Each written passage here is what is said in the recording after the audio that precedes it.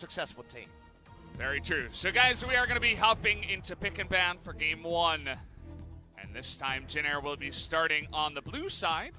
Hanwha Life on the red.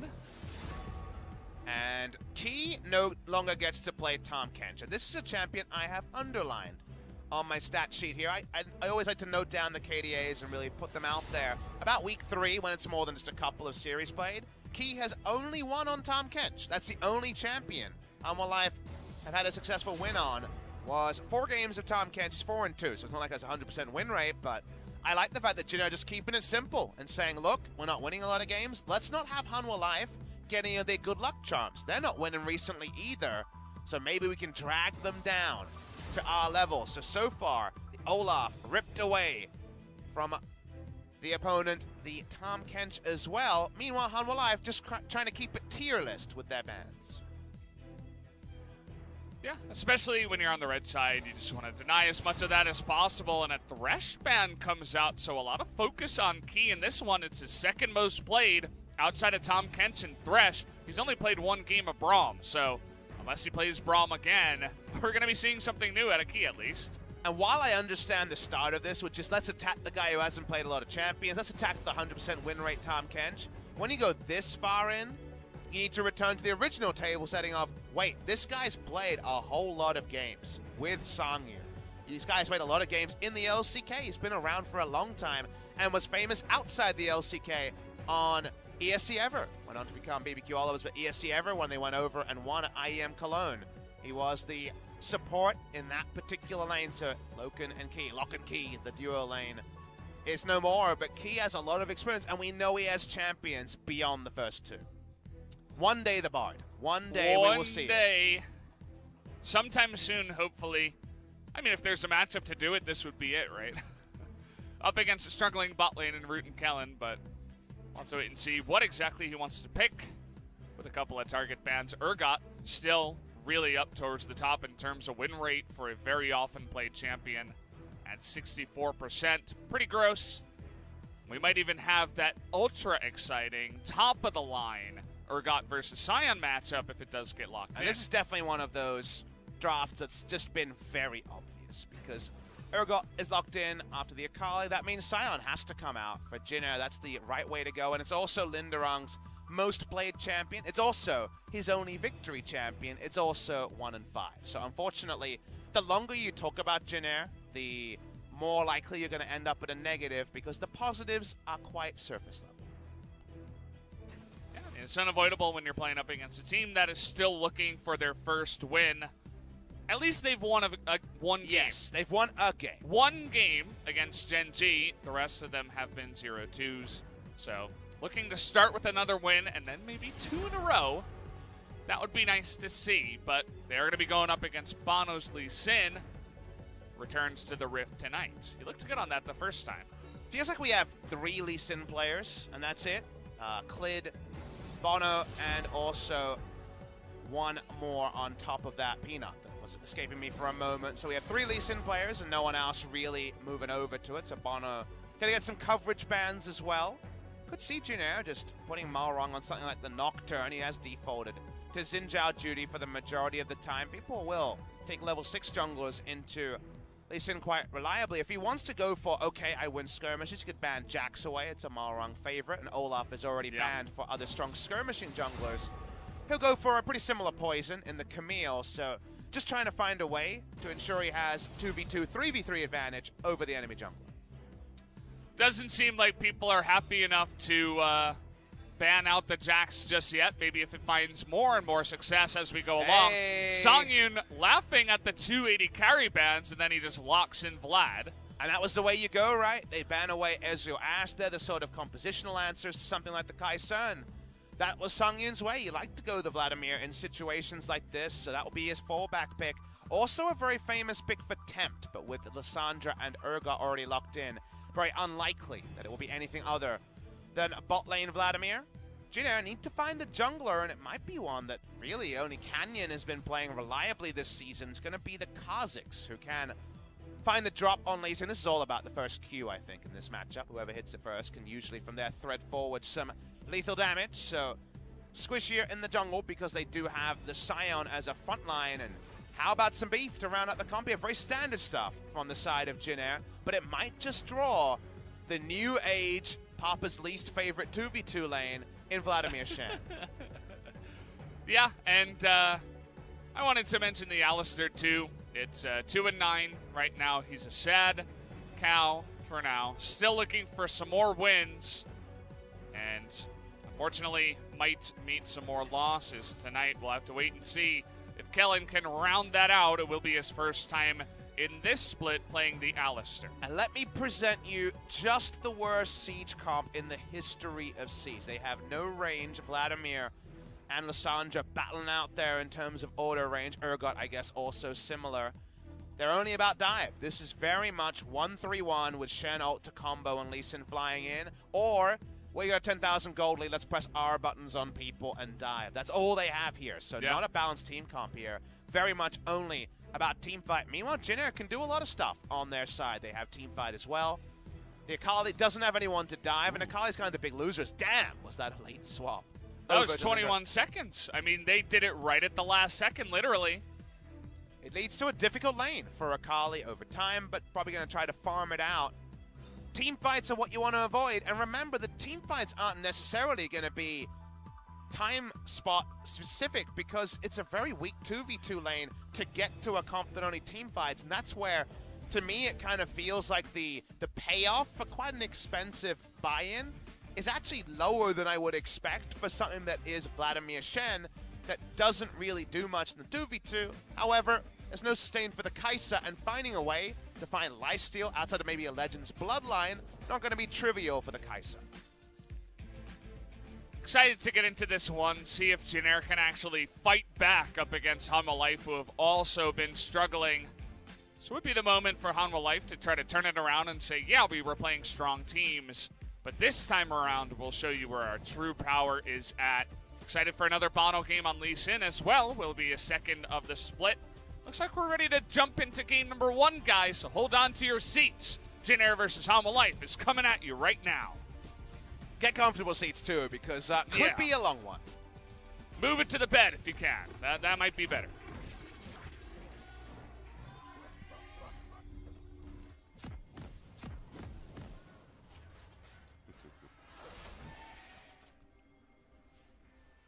So, the series begins. Jin Air, not League of Jin Air. Jin Air versus Hanwha Life. Going head-to-head this time around. I think this is only my second time casting Jin Air, if I'm not mistaken. I remember you and I did the Stomperino. That was Griffin versus Jin Air. Well, you could be in for anything, Valdez, is what I'll tell you about Jin Air. You knew that. Jin Air and their reputation is something that everyone around the world knows, even if they don't always opt into watching the games. I'm a big fan of casting Jin Air. You know you'll see something, or if you have a lot of discussion about movies or any business to attend to, you'll always find something to talk about in a Jin Air series. And Atlas did mention it on Twitter and on Cast that actually I have a bit of a streak going. Oh, really? Smithy. Tell me about it. I have not cast one series that went to Game 3. Every single series I've cast has ended 2-0, and that continues tonight. I mean, the first series I was thinking, hey, we're going to be broken in Game 2. Dom1 looks like they're going to take game number 2 when we go to Game 3. Well, that didn't happen, as Kingzone did just shut them out 2-0 once again. So Valdez's streak continues, and we'll see if Jin Air get a win in Game 1. That could mean they go for the 2-0, Papa. Well, Valdez, there's a couple of things to talk about. When it comes to records, Jin Air really good at breaking those. And when it comes to lane assignments, Hanwha Life breaks the expectation here. They want to force Lissandra versus Akali in any lane, and that means Tempt is going top. Tal roaming through mid here. Can't really be as harass heavy, so the Urgot doesn't beat the Scion as hard in the mid lane. Scion is much happier in the short lane, but Lissandra and do her pressure top side early before Akali has really any threat. She holds the white flag till level 6, so that is the decision made by Hanwha Life. They find a way to make this Akali versus Lissandra matchup happen as Songyun takes a bunch of damage in the bottom side. Vladimir early on has to be careful, especially when you're going up against the Alistar. They're going to try this. Come on. Come on. Oh, he wants it. The flash goes away, and there's the W into the combo as First Blood goes to Jinair and Key. Oh, no, Kellen. You stepped in range, but you stay alive. Kill they Shen. want more, and there it is, the double kill. Tarut comes in the bottom lane. There's nothing I love more than Vladimir and Shen being punished in the 2v2. These guys can't fight.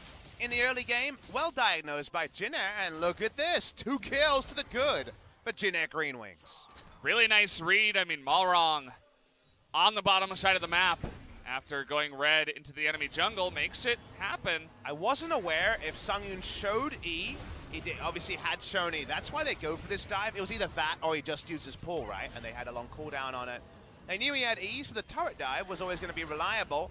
A secondary kill, everything comes together. And Coach Han, watch this, the very rare positive reaction from the Jinair coaching booth. He looks surprised. He's like, wow, guys, that's a great play. I mean, at least he's probably going to be ready for the heartbreak later. So he's at least got appropriate emotions. Yeah, I mean, I said it the last time I casted Jinair. It always feels like Malrong does something great and gets First Blood for his team, and then everything falls apart. So well, I hope I'm proven wrong this time around as Tal gonna be knocked around the bouncy castle of the Alistar as another kill goes the way of Jinair. The clad plane, is that what I see around the corner? Speaking over the hill. We got a roof here, so I can't see it in the skies, but who knows? Maybe it's coming for a visit. Nice early game here from Jinair. They've been able to be on the sidelines for a bit, so they are able to try to put something together. It's not their first game of the week, but some of their matches have just been kind of one note and thus been out of it early. And Malrong from ahead is so different from Malrong when he makes a mistake. No mistakes here.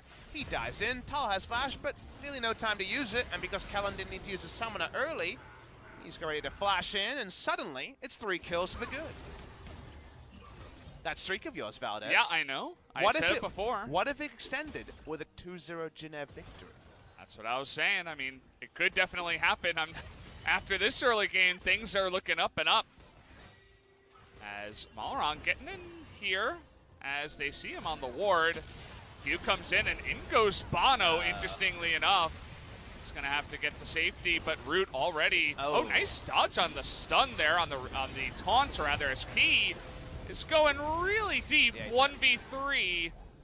Can he get to the plant? Oh, he got knocked out of the wall. He got knocked out of the sky. Kellen, you beast! Headbutted him away from safety. There it is. The Glad plane's flying high in this early game. Everyone around here. Look, it's not a full house, but there is a good amount of people on a Friday night to see Jinair versus Hanwha Life. They're all a bit dumbfounded because Jinair's putting Hanwha Life to the sword. There's a lot of murmuring going on in the studio as nobody seemed to expect this. All right, okay, this is happening. Let's update our RAM here. It feels like we need to go for a firmware update, some extra things happening. So let's talk about what happens here. Bono is a red skin next to the red Infernal, so it's actually hard to spot, and comes in from a nice angle to get the first little engage. Shen goes into but misses that. Like you say, Kellen should be respected for the dodge rather than just a miss. And then Key's kind of like, well, I'm probably boned. I'm probably dead here. I'm going to try and get out. But watch the headbutt out of the air. Watch this. Goes for the blast impact, slow motion, and then boom, shakalaka. And he, of course, doesn't get over the fat part of the wall. It's all about the calculation. He's not 50% over. He's, in fact, 50% staying in on the left side of the screen. Nicely done to Jinair. They continue, and this cow is mad. He's got all kill involvements, does Kellen. I love the extra dramatic slowdown, too, from the observers. Well done, as he was waiting for the plant. He knew he could knock him out of it. And so far, Kellen, we didn't see it, but my suspicion is the reason that Sungyun got low in the first place, in the first couple of kills, is because he got Alistar comboed, and that was Kellen's positioning. Then they're able to dive because he's so low. Once again, Kellen shows up on the Alistar. This guy is having a nice game, and we have talked about how both Root and Kellen very high up on the solo queue ladder. It hasn't really shown in some of their stats here in the LCK in terms of wins, but These guys are definitely very strong players. I assume that's why Jinner and me, by association, don't want to write them off, is that there clearly is talent here, and they have no professional games behind them, really, to speak of, Kesper Cup, into this tournament. So it's definitely understandable for players to come in and not look so good at the start. I mean, Hanwha Life, as an org, kind of signs a lot of these players who they believe has more upside than they may have shown in the LCK. Tal fits there, Tempt. I think started pretty strong, but it was in Challenger, and when he was replacing previous mid laner Athena. Bono fits that to a T. Songyun and Key didn't have great starts in LCK either, so they're very much about upside, and Root and Kellen trying to show off some upside, and Kellen back in the team I like. I'm surprised not to see Stitch, but because Nova and Root seems to not be playing towards a duo that spend a lot of time scrimming together, going back to at least a recognized duo has some merit. And that is an unfortunate reset. Yeah, and they spent a lot of time to try to make that happen, and they're going to lose an Infernal for it, so... Oh, can you reset again, Linderung? That would be so troll. Get in there. Smite's down. Oh! Oh. Now that would have been the epic tilt. Yeah. Very levels of tilt there. And this is, again, the Papa Smithy special. He's so happy. I'm talking about myself in the third person. That's how happy I am to see Vlad and Shen put to the sword. Duo lane sucks. Really annoying. Really poor in the first 9 levels. And get that work done early, because yes, it gets to a really good place. Yes, you can play 1-3-1 with Shen. That feels great. Vladimir team fighting, that feels great. You should not get out of lane without a significant disadvantage, and 3 deaths, a pretty good start. Just trying to make a couple of pieces work, and maybe the lane they're not supposed to. Now they're looking for a dive here with no minions. That ult was so early. Yeah. You were mentioning tilt levels. These guys across the board not looking at their peak performance tonight. You're looking at the right side of the screen. I'm seeing peak Jinner on the left side. Yeah. Kellen's never looked better. I would agree. This might be his best game yet. Again, not a lot of competition. Guys, we're not going to be giving you any, they're back now. But, is it LCK without Jinner in it? It's never happened before. They have been there for the entire of the LCK era. We're not talking including champions. Yeah. Obviously, Jinner, as a sponsor, entered later than some of the other big orgs, but it's always been LCK since spring 2015 with Jinner doing their Jinner thing. Right now, at least, pushing up the bot lane. Continuing to go as I said, that's a lot of turret plates. Happy times, 2,000 gold lead. And the plates are doing an assistant. No plates in other lanes, but remember Hanwha Life were the ones who said, these are the lanes we want, and got no plates out of it. So you'll definitely take that if you're Jinner, and it's another Comet Scion. We've already seen that 100 CS disadvantage be damned. You get the right ultimates in, you start the Scion Speedway going, and it can be fine. It can be fine, but you look at Kai'Sa, already has Stormrazor. 2 kills and a bounty plus all those plates means that she must have the most gold in this game so far. So Root could be the carry in this game. Picked up Cleanse this time around. Just doesn't want to have to deal with all the CC on the side of Hanwha Life as a team, including the Shen in the bottom lane. It also makes a 2-item power spike stronger because you can go for the standard Stormrazor into Rageblade. You can look for that swoop in, and even if you've waited out the Frozen Tomb, you'll also have Cleanse for any other Lissandra CC, so you don't need a QSS, for example, for a 2.5 item build. So, loving it. It makes your 2v2 weaker, but they're getting kills in the 2v2. And Bono will get the charge on top side while the gold is still available, but it's going to be at the cost of bottom turret. Question is, which one of these goes down first? You can see Bono and Tempt really getting in there. There's the ultimate. It comes out with Linderung. Dodges everything, but you can't dodge the Ignite. Tries to do a nice amount of damage on the backside, but the turret will go the way of the blue team in the bottom side first. So at least they get that first blood turret. Flash was wasted, but otherwise Linderung did a good job of buying time and everything invested from Hanwha Life to follow this. That means that Songyun's not even there to pretend to trim a wave.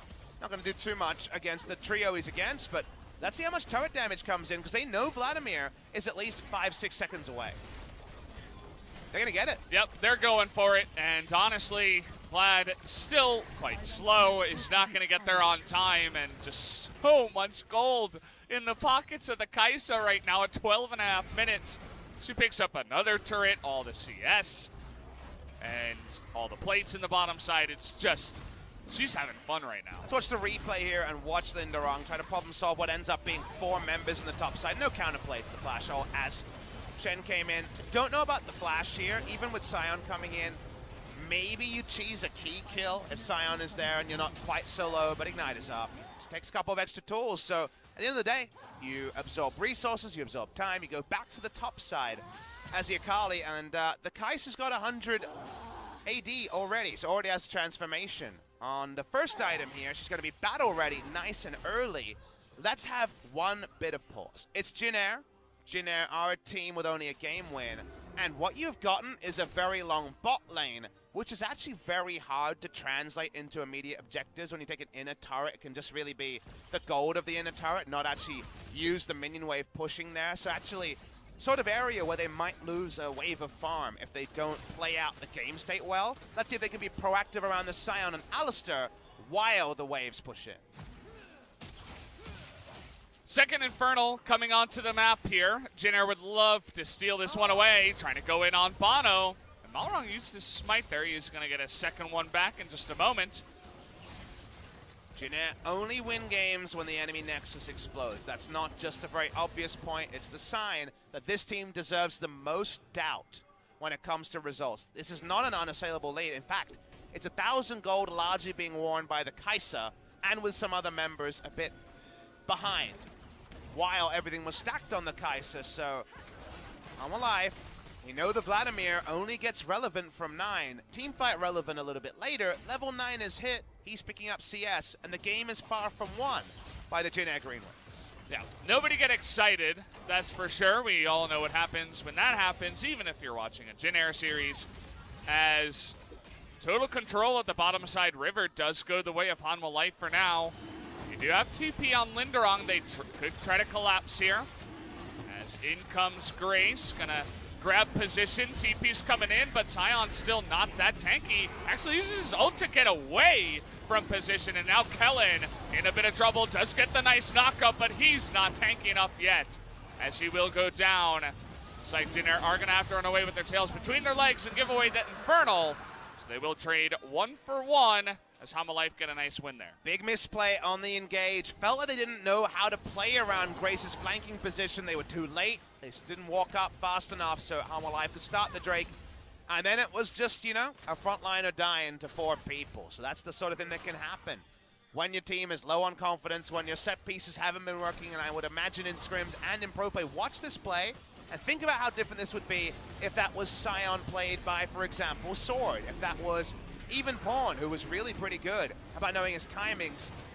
He ults away when he could be ulting in. The rest of the team's coming from all directions. Linderong's TP is late, and in the end, it ends up being a free kill and the Drake to Hanwha Life.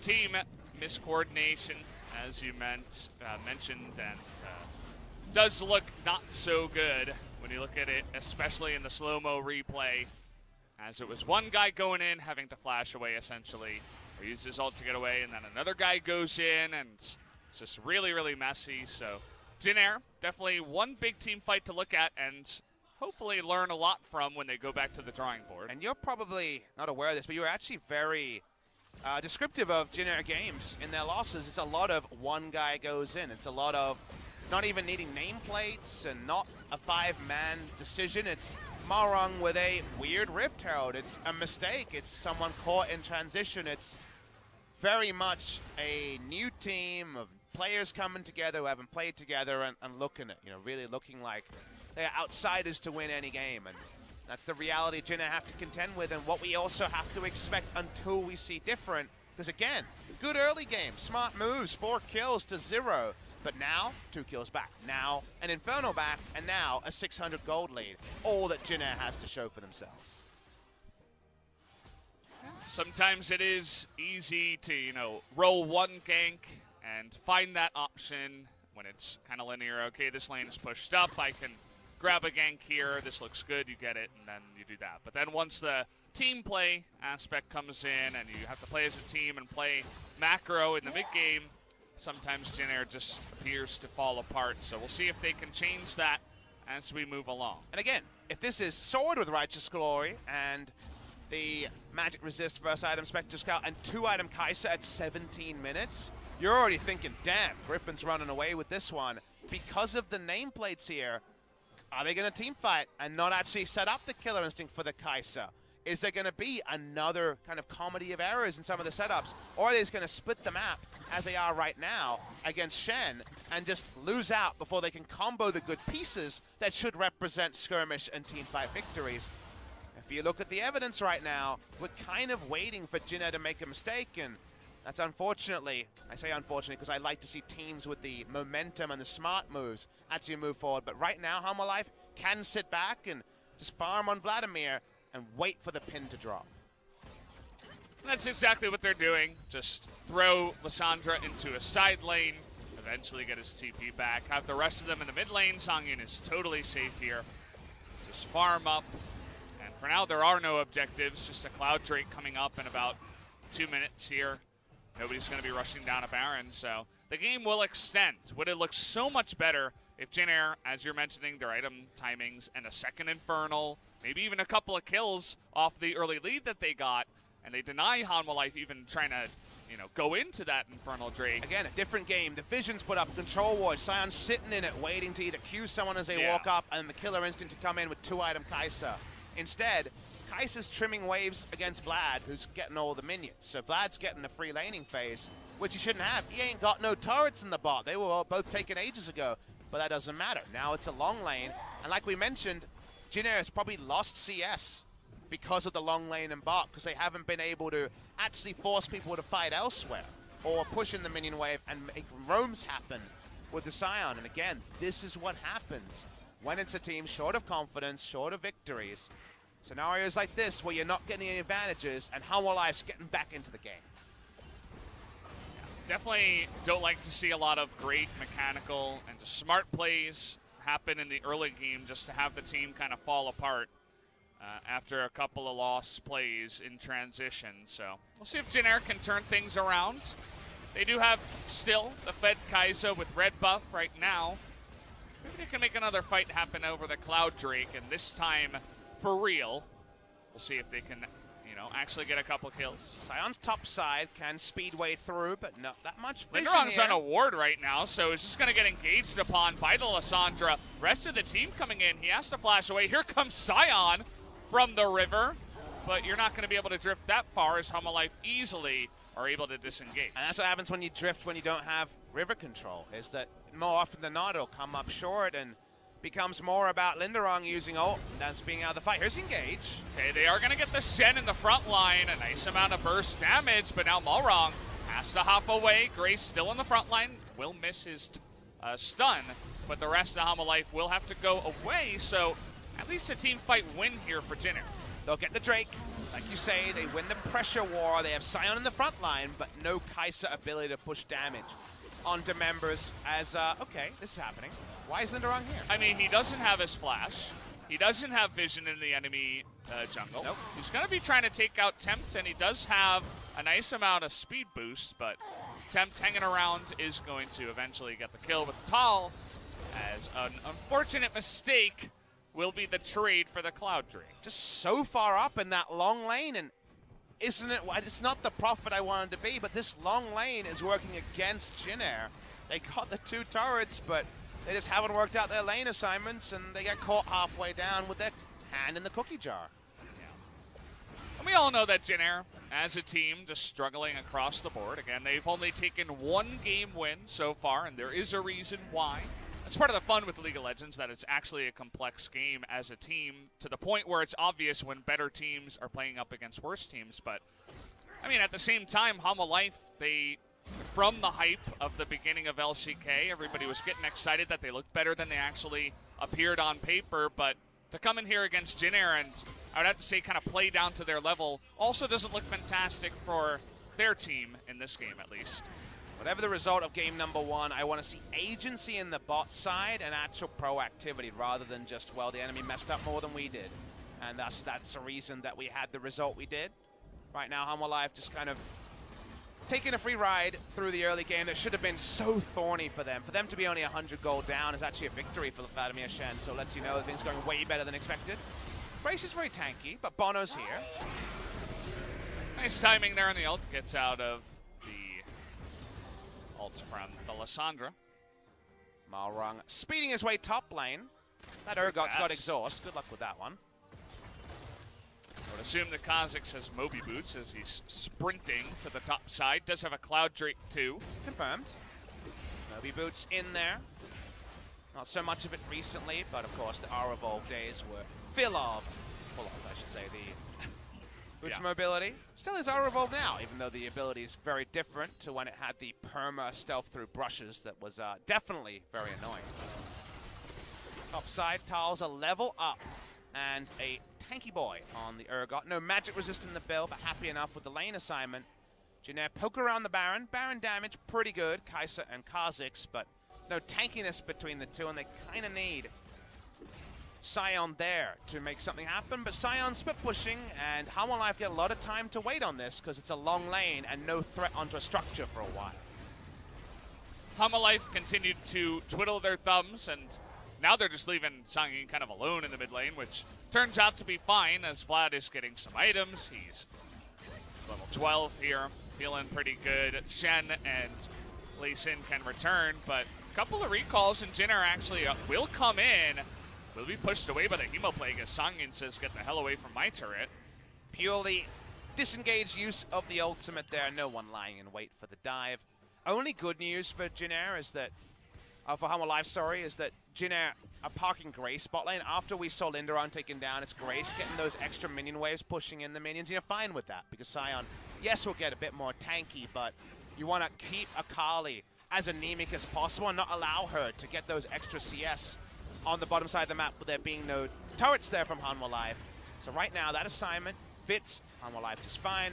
Ult's down, but not going to be punished. And Vladimir seems likely to hit that Nogari death cap second without too much interruption after all. Malrung, you gotta love Kha'Zix when he picks up a Duskblade, especially with Moby Boots. You just hop in, slash at 2 control wards, use your sweeper, your scanner, you go in there, you take out a couple of wards, and immediately deny a bunch of vision. The only thing is that Hanwha Life had some crazy vision around the Baron. They still have 4 wards up around that area, even after all that clear. Want this turret? Are they actually going to try the dive? Grace is a big boy. That he is, and he will have his ultimate denied for now. Turns out he is too thick for them to handle. Confirmed too thick. Just like the pork we had for dinner. I liked it a little bit too much fat on the edges. I wasn't a big fan. Samgyeopsal is always great, in my book. Pork belly. Tastes okay. Well, the belly of the beast here is my worry that Vladimir will just carry this game. What a transition. Thank you. This is what we pay you for, Papa. I'm a wordsmith. You know it. My last name's Smith. There you go. Papa Smith. Born and raised. Why? At the end of that one, to make the Papa Smithy. Sangyun can still find a mid-game fight and kill Root. I actually am not sure if he has Hexdrink or more Mounted Mortius. I'm assuming not. Getting him low in the mid lane. Let's see what happens here. We got the zoom out. The answer is, most of the time, unfortunately, that nothing happens. As Hanwha Life still hanging on, waiting for that Vlad to get really, really big. And side of Jinair still struggling to make anything happen with their very strong Kai'Sa. You were mentioning the Maw. It is complete. Get the confirmation there. That means that 5v5 fight is probably still an item or 2 away. If this is Ruler, you do see some reliability in late game Kai'Sa team play. And Root's had some decent moments on Kai'Sa. You remain to be convinced that he can pull off a Ruler team fight here, but the ultra late game, always the chance that Kai'Sa just decides the game straight up. So, nice read here by Temp. Not sure if he saw him on a ward. Ping did go down onto one of the wards, so I assume he did, but backs away on the turret as Malrung just has to show himself, and Jinner, in fact, will pick up another turret in the top side, so they are getting some objectives as the game rolls along here. So far, only the easy ones, and they need a game breaker. They need a Baron. That would be ideal on the side of Jinair, and then they could go for a lot of Baron and dive threat, with the Baron. Just had the Sion zoom in. Speaking of zooming in, Hanwha Life coming from multiple directions. We still haven't seen piggyback plays with the Shen like you might have imagined, but only recently as he pinged level 11 for his ultimate to be a bit more there for playmaking, and right now at least, just about the ARAM in mid lane as everyone's getting farmed. Feel like the Vladimir's feeling pretty good about that. Tal has his back interrupted, takes 0 damage on his way out. Good old Sion and Urgot.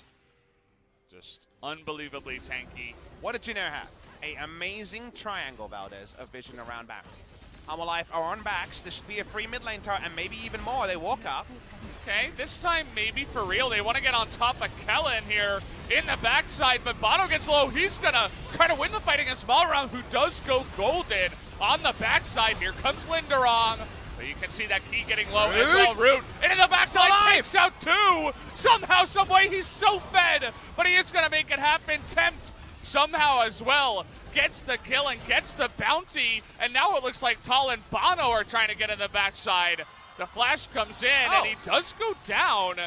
Nice calculation, I'd like to say, by Grace to make that happen even through the shield, as a wonky one does, in fact, go the way of Jinair. I guess it was minion aggro at the end. Didn't really spot how it actually got the final kill. If Linderong's there early, that's just a route from Root, as he was so far in the back line, doing so much damage. We watched the replay again. Everyone's on backs on the enemy team. The TP comes in early. Really good TP coming in by Tempt in the back line, and because Linderong's there so late, so far behind the play, there's actually almost lethal damage on Malrang already. Watch Root and how long he survives. You assume he's dying in the grinder, but he ults up and then is able to hoover out damage. He's so strong already at this item breakpoint. It should have been a more one-sided victory. It's not, and all that's left to understand is how Bono actually died. He's taking huge minion aggro, and it is minions that take him down. Yeah. Couple of them on the backside. Good old hero ranged minions. As we did cut away from Sion, about to be interrupted on his recall. Censored. He didn't die. He's totally fine, so there you have it. Looks like Zeke's is also finished here for the Alistair. Just put that onto Root, so even more good team fight potential and damage that could come out. Like to see that. I'm down with that, Valdez, and Root is not down with magic damage. QSS on top does mean the Hurricane's not there. You wonder if in that last fight, Hurricane for the last 4 or 5 rounds of auto attacks, and maybe there all those people go down. The Sion, comically tanky already, so can basically just isolate himself for days, and if you can isolate Vlad away, which is very hard to do, we'll just kind of pull past the Sion. That's already an objective in and of itself. Double QSS, and remember, you can QSS the CC effect of the Urgot ult, and thus, the Fear Beyond Death does not arm. Kellen himself, I mentioned the Zeeks, but he also has a stopwatch, so it's definitely a big moment for Jinair to get on in there. It looks like they know about this one. Hanwha Life gonna come in and check. The TP's already coming in. Kellen waiting in the side, gets a huge 2-man knock-up in the backside, and that means Root now going very aggressive into this team fight. Big knock-up once again as Kellen gets 4, but they do burst down the Kaisa as he was just too aggressive into the backside, and that means a double kill now to Lissandra, make it a triple kill, as unfortunately this time around Jinair not able to pilot that team fight to victory, and Hanwha Life will take it big time. That triangle of vision is gone, the extra ward gets in, it's a standard one as well, Valdez, everyone should check for the Baron vision. Not even in solo queue you put it out, but it gives all the information, the TP beautiful into the back line, and Jinair done messed it up. It will be Hanwha Life with the first Baron of the game. Yep, it goes the way of Hanwha Life, and they saw it coming. You think, Kellen, wow, great position. Maybe he can make something happen, and he does, but then Root goes straight on in. I mean, Root plays this fine. He does what he needs to do, kicked away. That's the burst damage there, but he doesn't have Hurricane. He's out of the fight right now, and watch the CC that Sion gets in this fight. He does so much CC, especially just before this moment. You watch it back, but unfortunately, Root not there to feast on it. Vladimir under no threat. They got backline access because unfortunately the wards were not swept out. That's what happens, and unfortunately Jinair, they pay for a big but standard mistake. Hanwha Life with the gold lead, and Vladimir primed to just take over this game. Malrang just really was out of this fight. You know what I think happened? I saw at the beginning of the replay, he was getting low, it looks like, from the Baron, and he actually went north. He went away from the fight. And the reason why, part of the reason why Root Killer Instincted over to the right side is because there were two beefy tanks right in his face that he couldn't really do damage to, and he didn't have Malrong to back him up. So overall, just a team fight, kind of team loss, I would say, there to the side of Jin Air, as you can't really pinpoint the blame onto one person, and Hanwha Life keep their cool, even amongst all that CC, and Kellen having good positioning. They make that team fight comp of theirs work. It's magic. Now they have a 4-0-4. But it is very found in this game, as Tempt is having a blast on the Lissandra with 4 items already. Sort of game where if Hanwha Life win, which right now is looking likely, don't think the coach is going to be too happy about how they played out this game. Just a bit of relief, you would say. And have been gifted a couple too many things, and now Sungyun has Death Cap, soon to be Void Staff. Yes, Root has his Hurricane, but the Baron kind of is the door closer to Hanwha Life's comp because they have very, very short-ranged wave clear, and now with the Baron, they're even more incentivized to go for those dives, and it plays around their woeful siege as well. So they kind of got more than they deserve. They never even had to make the Shen teleports onto a side lane play. Instead, it kind of fell into their laps, and now Jin Air, we watch on and see, can they problem solve a way to get back into game number 1? Well, understandably, I'm not too positive that can happen. Shen split pushing, baby. I wonder what his items are. He doesn't have a Sunfire. He's just autoing straight up. He's literally just there as a Baron bot. He's not just a ward bot. He's just sitting there with Baron buff. That's his job. He's Shen bot for now, but if he does the right ult, that's way more than a Shen bot can usually do. True. Very true. Auto pushing bot side with Shen bot. Rest of the team kind of thinking, I don't know if Hanwha Life feels strong enough to dive. I think maybe they should. Jin Air should not offer any fight outside of the safety, or relative safety, of a turret. Shen pushes down. A support is drawing the Akali. That's happy times for Hanwha Life. Feels like whatever Jin Air do, they have to rely on Root staying alive and doing consistent damage. And here it comes, the Righteous Glory. Trying to knock up an Urgot, but again, it is an Urgot with a stone plate. They get the Dragon Rage kick, though. Is used by Bono, so at least a tool basically for free. Shen backs away, happy with all his levels. From the split pushing on the bot side, confirmation he had nothing resembling a Sunfire Cape. Just using the Baron buff, like you mentioned. Again, I think dive is very ripe from the side. They even have Zonias on Vladimir. Some of our Vladimirs have been skipping over that to get even more damage. Here's the tail of the tape. Lets you know that Jin Air were winning till they weren't. Yeah, it's the red mark on their record, basically. It's where they went wrong. They don't really have much other than red marks in their record. Yeah, even though they are the Jin Air GreenWings. Yeah. I don't think you can consider a name change at this point in the season, but maybe for summer. Could happen. It's New Jerseys. That was the big thing for them this year. First time they abandoned the GBM style fake ties and went into a new look. And obviously the roster was almost completely new look. Only Grace started in Jin Air previously. Nova on the bench. But the league and the LCK is in a very weird spot. Right now it does feel like there's Griffin at the top, Jin Air at the bottom, and the rest of the team's kind of in some order in the middle. And the distance between Jin Air and the next team is looking larger and larger every time we see them play, even though there are moments where if you freeze it, say 5 minutes in, and you feel pretty excited about what Jin Air could be, what they are seems to be a different thing. Yeah, he's talking about removing nameplates and all that stuff. You may think it's a different team when you see the way that Jin Air play in the early game, and then you turn it back on and you're like, uh-oh, here comes a weak mid-game, and couple of bad decisions later, here we are. You know when you watch Griffin and their 8,000 gold against Hanwha Life and you're still saying, what does that turn team fight look like? I can see it. Yeah. Unfortunately, Griffin have the glass half empty version. So Jin Air have the glass half empty version of that, where you kind of saw a Baron not be executed very well. We kind of saw bot lane 2 turrets be more of a disadvantage than an advantage. It's just the hard stuff is looking really hard for Jin Air, and the LCK minimum to pick up a match victory is pretty high, whatever the power level is right now, and Jin Air just haven't been able to exceed minimums in every way, even if in some ways they're better than expected. Yeah, That's why we always approach our cast with caution when we do get into this situation. Always have to keep in mind the history of the teams in this split and note, what their records are and how they've done so far and where their positives and negatives are.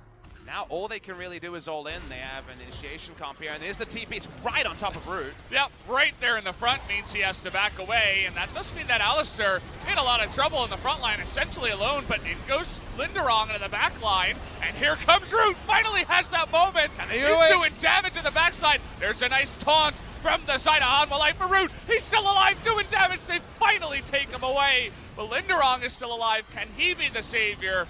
No, it does not look like it. So unfortunate, but that was the one fight that Jin Air looked like they may have had a moment, but Root eventually did go down. You see the health bars, and you know that if some of those mistakes weren't there, the damage would have been lethal, the kills would have come.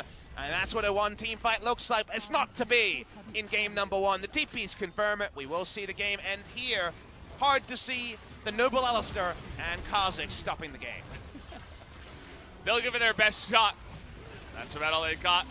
Slow comes in. Kellen goes down. Well, they might try. Here we go. All wrong. He does have his GA. He's delaying for quite a while. Next person is Root at 10 seconds. Who's going to win? He's staying alive, actually. The Fear Beyond Death isn't going to kill him as he does take him away. Root 3 seconds, 2, 1. Can he make it in and stop this? They're just going to target the Nexus. And it looks like that's not going to be enough. Game one goes to the side of Hanwha. It was a hard-fought one by Jin Air, but Hanwha Life turned out to be the best.